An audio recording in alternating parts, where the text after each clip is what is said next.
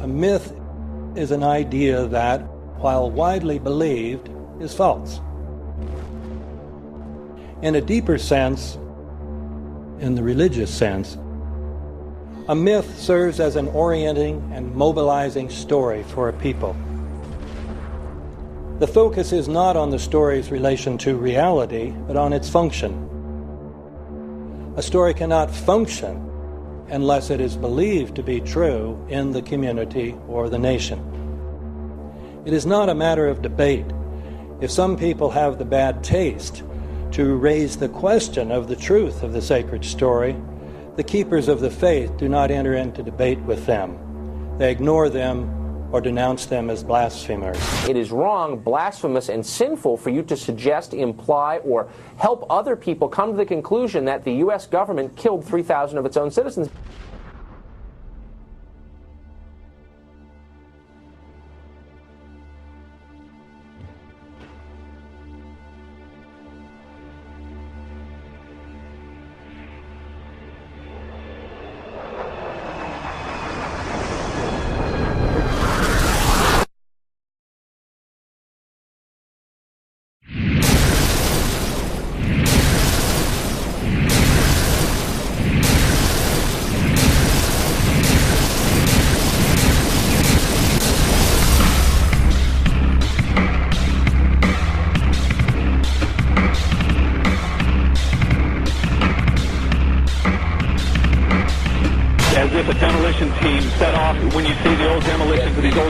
It looks like one of those scenes of an old building being purposely dynamited and blown up. Anybody who's ever watched a building being demolished on purpose knows that if you're going to do this, you have to get at the under-infrastructure of a building and bring it down. The way the structure is collapsing, this was the result of something that was planned. It's not accidental that the first tower just happened to collapse and then the second tower just happened to collapse in exactly the same way. How they accomplished this, we don't know. The building collapsed to dust. You don't find a desk. You don't find a chair. You don't find a telephone, a computer. The biggest piece of a telephone I found was half of the keypad, and it was about this big. What happened to the concrete? The concrete was pulverized from river to river. There was dust powder 2-3 inches thick. The concrete was just pulverized. Reminiscent of those pictures we've all seen too much on television before, when a building was deliberately destroyed by well-placed dynamite to knock it down. If they had detonated, if they were planned to take down a building. I heard a second explosion. There was a heavy-duty explosion. Then there was some secondary explosions and then subsequent collapses. An explosion blew and it knocked everybody over. To me, it sounded like an explosion. It sounded like gunfire. Bang, bang, bang, bang, bang. And then all of a sudden, 3 big explosions. We heard a big explosion coming down. And then the entire top of the building just blew up. We saw some kind of explosion. By the force of the explosion. Big explosion. Blew us back into the 8th floor. Then we get to the lobby. This is a big explosion. The lobby looked as though a bomb had exploded there. A huge explosion now raining debris. It's been a huge explosion. Huge explosion that we all heard and felt. We just witnessed some kind of follow-up explosion. We heard a very loud blast explosion. And a secondary explosion at Tower 1 camp. That is another bomb going off. He thinks that there were actually devices that were planted in the building. Planted in the building.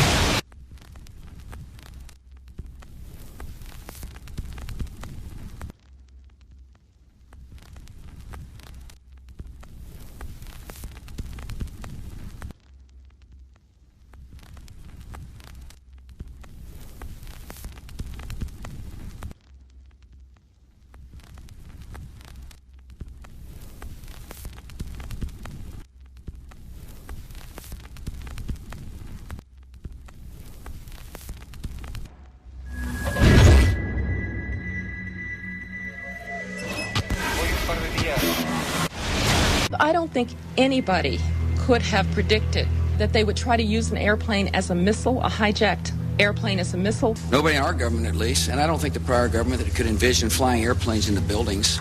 No specific threat involving really domestic operation or involving what happened, obviously, the city's airliner and so forth. There were no warning signs that I'm aware of. USA Today reports that in the 2 years before the attacks on September the 11th, NORAD conducted exercises using hijacked airliners as weapons. And one target was the World Trade Center.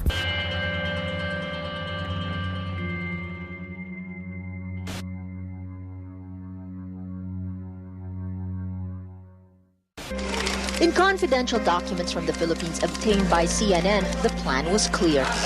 He will board any American commercial aircraft, control its cockpit, and dive it at the CIA headquarters. Other buildings targeted the Pentagon and the World Trade Center. Security in counterterrorism was blinking red, in the words of George Tenet, that the warnings of an imminent attack were so severe that something dramatic should have been done. It was unparalleled. Instead, our president went on a month-long vacation.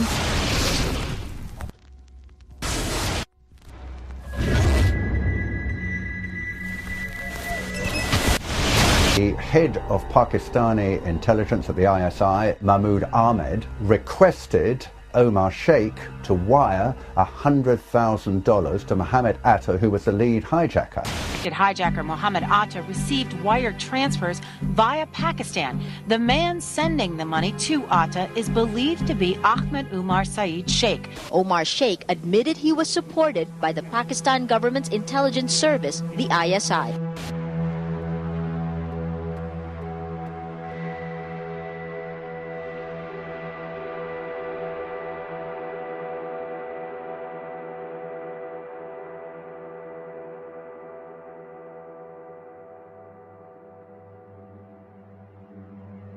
Although we are told that 4 or 5 of the alleged hijackers were on each of the flights. If so, their names should have been on the flight manifests.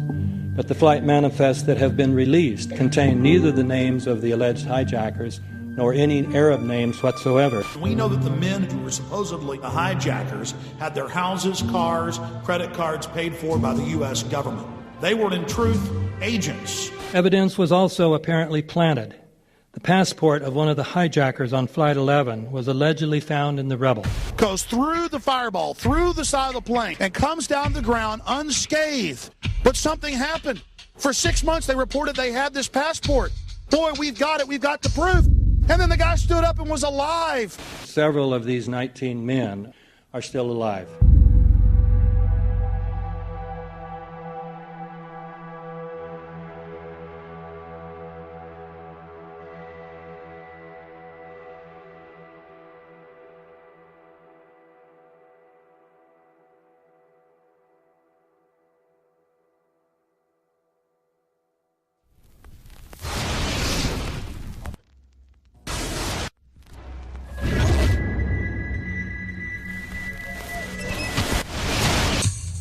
Of course we're after Saddam Hussein, bin Laden. He's January 2001, the Bush administration orders the FBI and intelligence agencies to back off investigations involving the bin Laden family, including 2 of Osama bin Laden's relatives, who were living, guess where, in Falls Church, Virginia, right next to CIA headquarters. When he was already America's most wanted criminal, he reportedly spent 2 weeks in the American hospital in Dubai, was treated by an American doctor, and visited by the local CIA agent.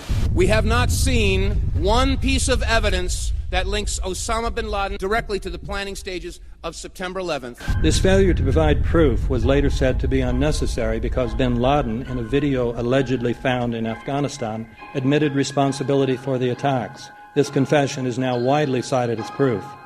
But the man in this video has darker skin, fuller cheeks, and a broader nose than the Osama bin Laden of all other videos. We again seem to have planted evidence. In 1976, Osama's older brother Salim bin Laden hired a man in Texas by the name of Jim Bath to handle all the investments in the United States for the bin Laden family. Jim Bath also happens to be a personal, almost lifelong friend and former Air National Guard pilot with George W. Bush. The connections between the Bushes and the bin Ladens become much more clear when George Herbert Walker Bush made trips to Saudi Arabia in 1998 and 2000 to meet with the bin Laden family on behalf of a company called the Carlyle Group.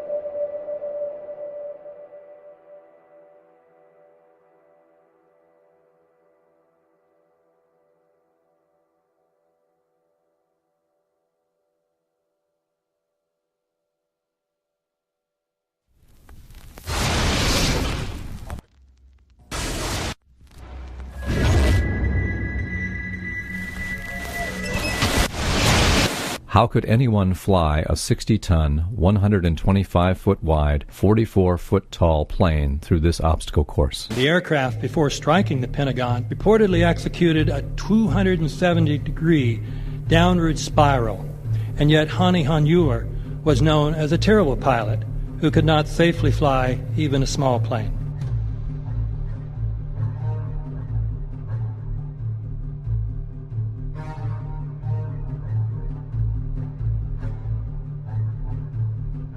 No seats, no luggage, no bodies. Nothing but bricks and limestone. The official explanation is that the intense heat from the jet fuel vaporized the entire plane. Flight 77 had 2 Rolls-Royce engines made of steel and titanium alloy and weigh 6 tons each. It is scientifically impossible that 12 tons of steel and titanium was vaporized by jet fuel. We're also told that the bodies were able to be identified either by their fingerprints or by the DNA.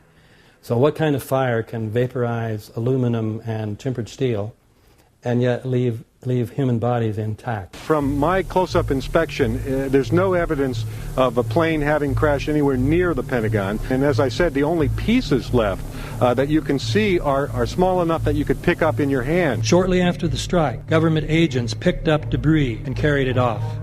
The entire lawn was covered with dirt and gravel, so that any remaining forensic evidence was literally covered up.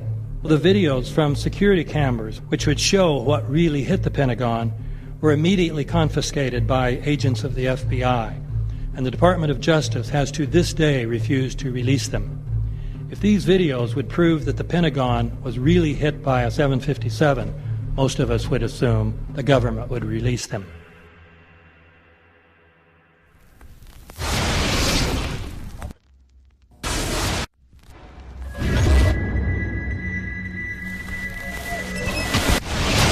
It looks like there's nothing there except for a hole in the ground. Basically, that's right. The only thing you could see from where we were was a big gouge in the earth and some broken trees. We could see some people walking around in the area, but from where we could see, there wasn't much left. Any large pieces of debris at all? No, there was nothing that you could distinguish that a plane had crashed there.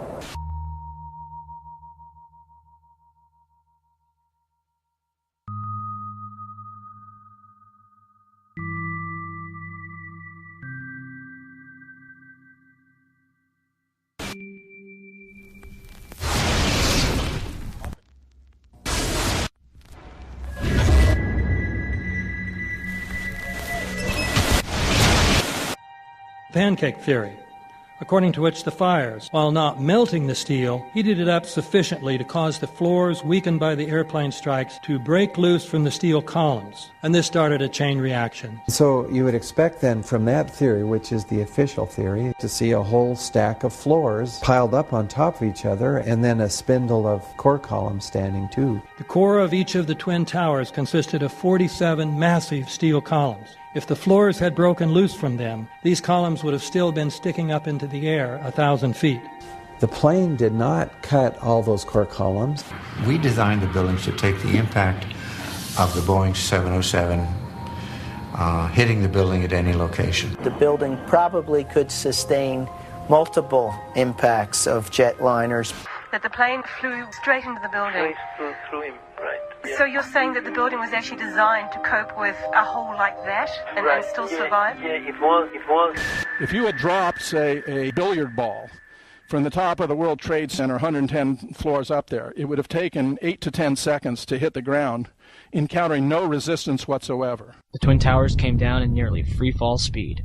200,000 tons of steel shatters and explodes outwards over 500 feet. This means that floors shattered at an average rate of about 10 floors per second. There is no scenario for a pancake effect of buildings falling that allows them to fall at the rate of free fall. Now what can do that? What can move mass out of the way? Explosives.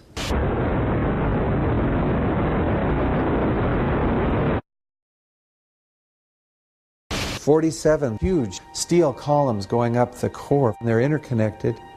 How do you get them to fail simultaneously so the core disappears? It looks like those core columns were cut. The way we do this is by cutting the beam at an angle.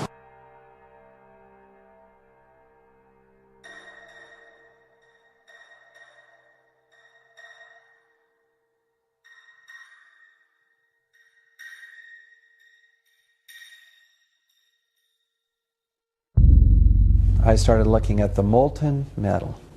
All three buildings, both towers in the rubble, in the basement areas, and Building 7, there's these pools of molten metal.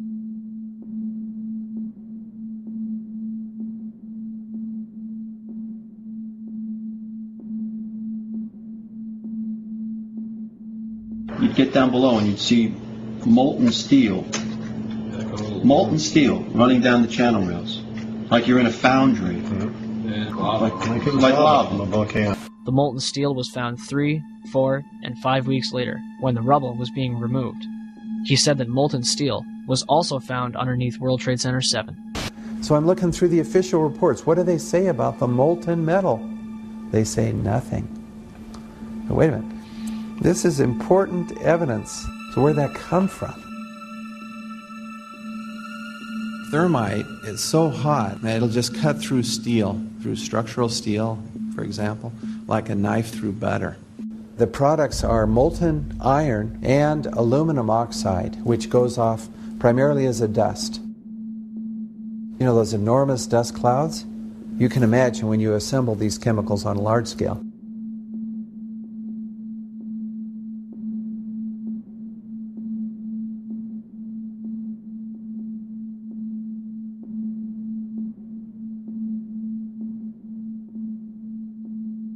Molten metal pools under both towers after they collapsed, and Building 7. Now, Building 7 wasn't even hit by a jet.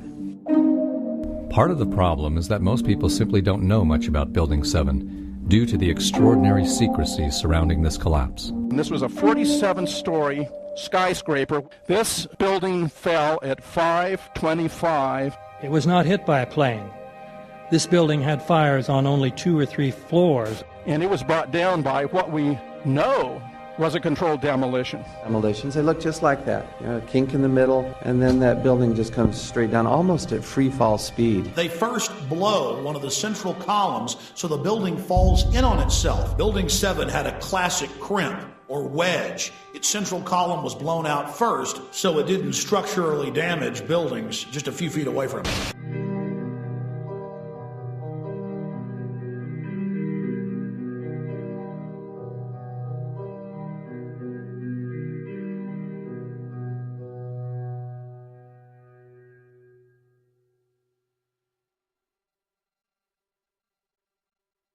Our office was on the B1 level. As I was talking to a supervisor at 8:46, and all of a sudden we hear, boom! An explosion so hard that pushed us upwards. And it came from the basement between the B2 level and the B3 level. And when I went to verbalize, we hear, boom! The impact of the plane on the top. As I'm walking by the main freight corridor building, in the corridor, that's when I got blown. I mean, the impact of the explosion threw me to the floor, and that's when everything started happening. All of a sudden, a big impact happened again, and all the ceiling tile was falling down, the light fixtures were falling. You know, you got to go clear across the whole from 1 to 2 World Trade Center, and then all of a sudden, it happened all over again. Something else hit us to the floor. Right in the basement, you felt it. Walls were caving in, everything that was going on. I mean, I know of people that got killed in the basement. I know of people that got broken legs in the basement. People that got reconstructive surgery because the walls hit them in the face.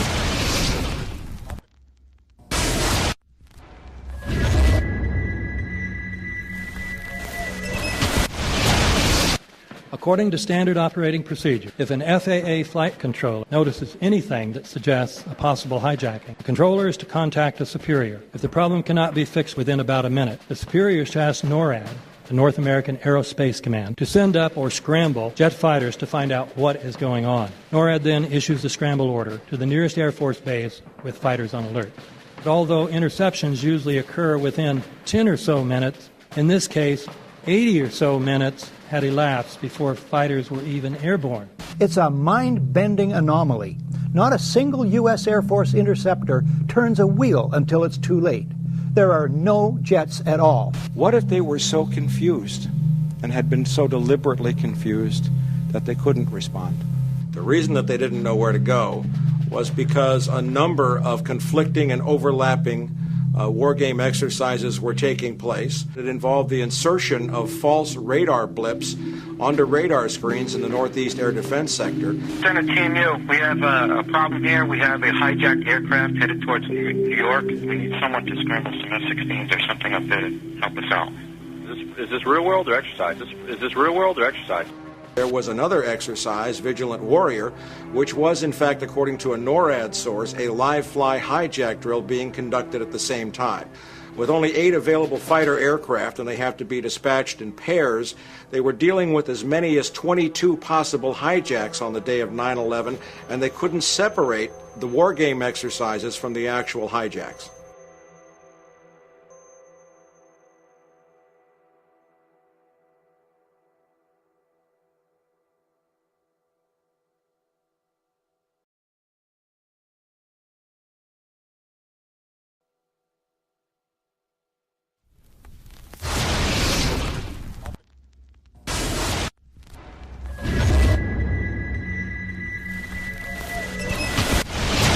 Page 172. The U.S. government has not been able to determine the origin of the money used for the 9/11 attacks. Ultimately, the question is of little practical significance. The American authorities have not managed to trace the source of the funding. And then the most amazingly disingenuous statement, ultimately, is it of little consequence. It is of massive consequence. Doesn't it matter who paid for 9/11? The collapse of Building 7 has been recognized as especially difficult to explain. The 9/11 Commission report implicitly admitted that it could not explain the collapse of this building by not even mentioning it. President, why are you and the Vice President insisting on appearing together before the 9/11 Commission? Because the 9/11 Commission wants to ask us questions. That's why we're meeting, and I look forward to meeting with them and answering their questions. Why you're appearing together rather than separately, which was their request?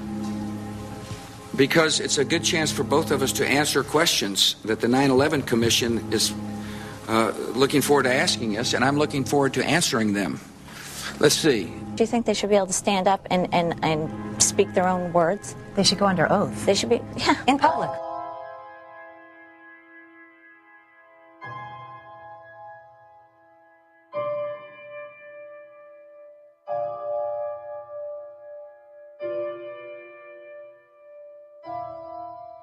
Don't you think that the families deserve to have a transcript or to be able to see what you Adam, said? you asked me that question yesterday. I got the same answer, yeah. The final report was a unanimous report. That means that if there was a single commissioner who had any objection about anything, that fact would be dropped from the report. We have found out that he not only served on the transition team of the Bush administration, that he was a person who wrote a draft memo for the setup of the Bush administration's National Security Council, that he was an individual who wrote the preemptive war strategy that was eventually used for the war in Iraq, that he is a close friend of Condoleezza Rice's. We want him to resign. There is literally nothing in the 9/11 report that the Bush administration did not approve of. We can understand, therefore, why the Commission, under Zelikow's leadership, would have ignored all the evidence that would point to the truth, that 9/11 was a false flag operation intended to authorize the doctrines and funds needed for a new level of imperial mobilization.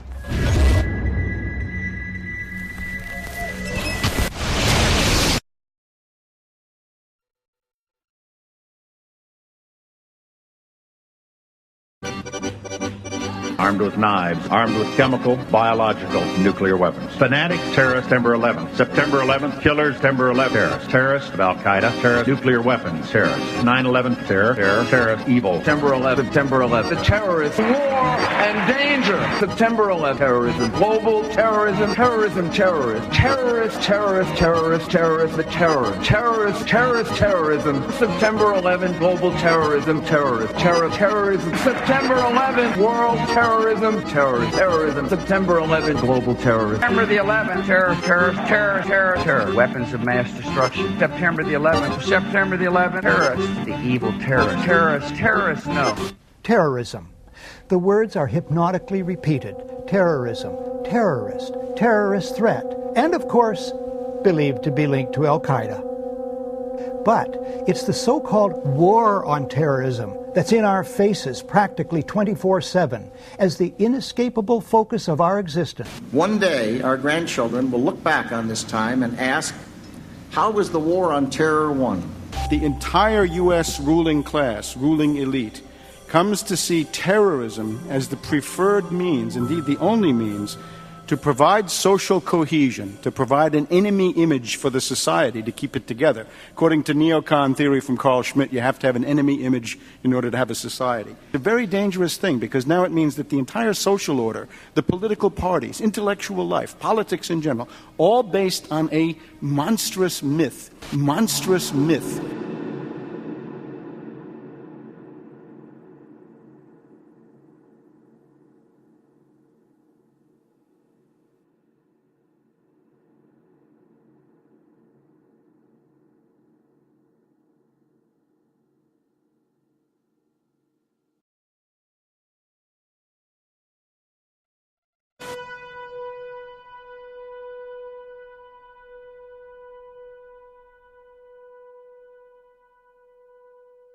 Look, the CIA has done in this country, what they've done to us is unbelievable. Look at the terrorist acts that have occurred. The CIA behind most, if not all of them. We had the Marine barracks. We had our embassy in Kenya. We had Pan Am 103. We had the USS Cole. We had Oklahoma City. We had the World Trade Center in 1993. That helped the terrorists blow up the World Trade Center the first time. They built the bomb. They got the driver's license. The informant, the FBI informant, a fellow named Salam, a 43-year-old former Egyptian army officer, he was given the assignment to put the bomb together. And he went to his supervisor, his FBI supervisor, and said, we're going to put a dummy bomb in here, right? And the FBI supervisor said, no, we're going to put a real bomb. The FBI actually carried out the attack on the World Trade Center in 1993. They actually hired Ahmad Salam and paid him $1 million and gave him real explosives, a detonator, and told him to build a bomb and to give it to the foolish people that he was controlling to allow them to attack the World Trade Center complex. Unfortunately for them, there were only 6 people killed, not enough to pass the legislation. So what happened is 2 years later, April 19, 1995, down comes Oklahoma City Murrah building, 168 people killed. 1 year later, the anti-terrorism legislation that takes away many of our constitutional rights and civil liberties is passed.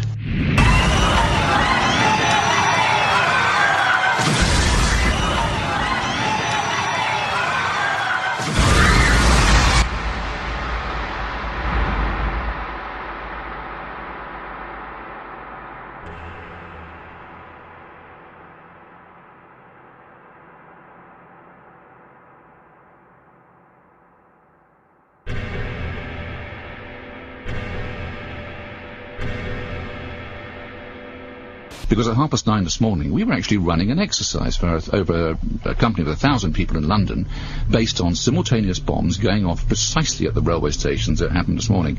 So I still have the hairs on the back of my neck standing upright. To get this quite straight, you were running an exercise to see how you would cope with this, and it happened while you were running the exercise? Precisely.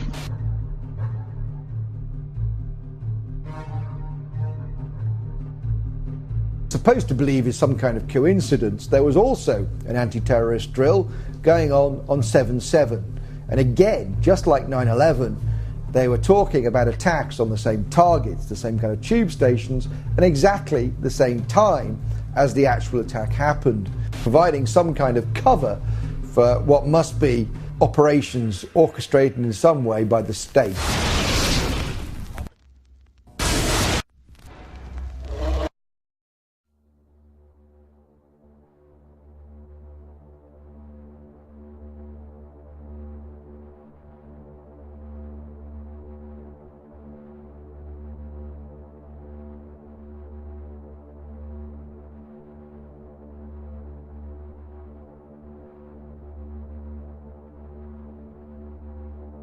I am absolutely appalled at how much people in this country do not think.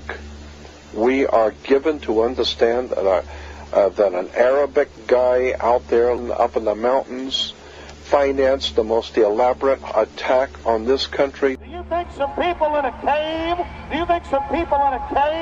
were able to have NORAD stand down? Do you think that people in a cave were able to have all of this happen? And when I think about how many Americans were killed in New York City, and believing as I do that this thing was a setup job, this is a textbook operation that Nazis used, and they've used it over and over again. America has been suckered in one more time. I don't have to tell you things are bad. Everybody knows things are bad. The dollar buys a nickel's worth. Banks are going bust. Shopkeepers keep a gun under the counter. Punks are running wild in the street, and there's nobody anywhere who seems to know what to do, and there's no end to it. We know the air is unfit to breathe, and our food is unfit to eat.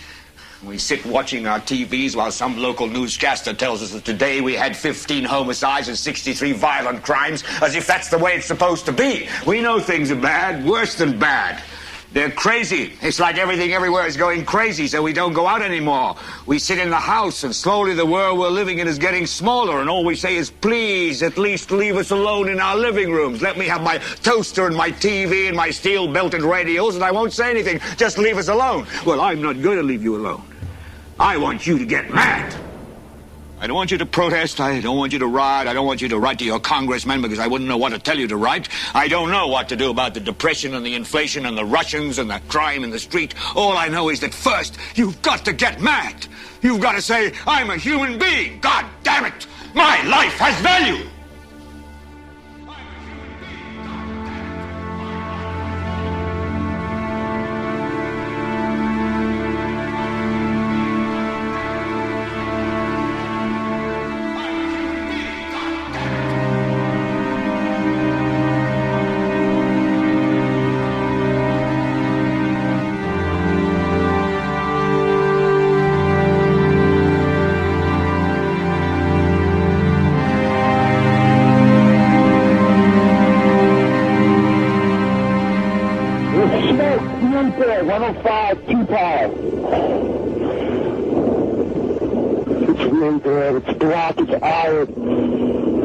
My wife thinks I'm all right. I called her and said I was leaving the building. I was fine, and bang. To three of us, 2 broken windows. Oh, God!